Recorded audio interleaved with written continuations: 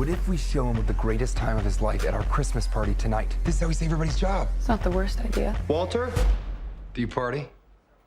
I used to. This movie is every office Christmas party times 100. It's, you know, when you go into, we know when it comes around for the office Christmas party every year, that's the time when people are giving themselves the excuse to hook up with the other coworkers, to wear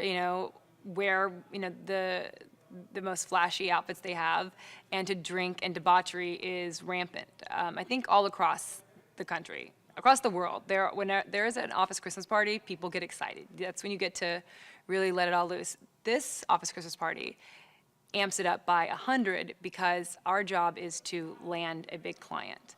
It's F-word Christmas, B-words. Let's get mother F-word drunk. Watson. The amount of talent on this movie that I get to be around and watch and observe is staggering. You know, Jennifer Aniston, Jennifer Aniston, to me, is just the best. Is the best.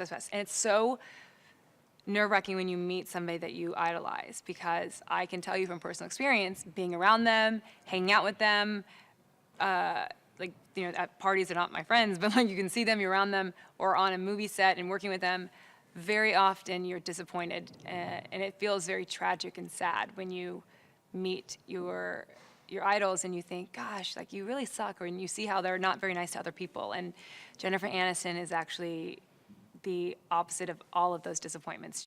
Light the candle. Merry Christmas, bitches!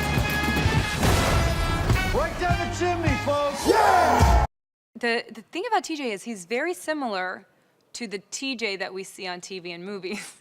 He is the party starter. He is the go-getter of anything fun, anything that's going on, he wants to get everyone to go do it.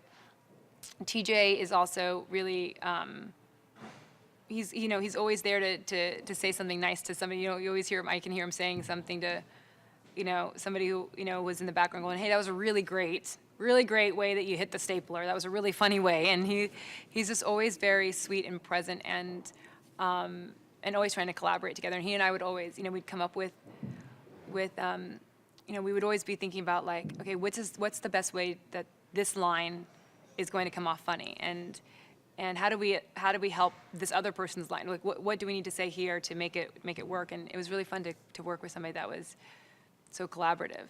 I love this company! What did you guys do to him? I feel alive! I think he meant to swing there. I've never worked with two directors before, and at first I really wasn't quite sure what was happening, to tell you the truth. Will is much more talkative, and Josh is more visual. But I wasn't sure if they were playing good cop, bad cop at first, and I wasn't sure what was happening.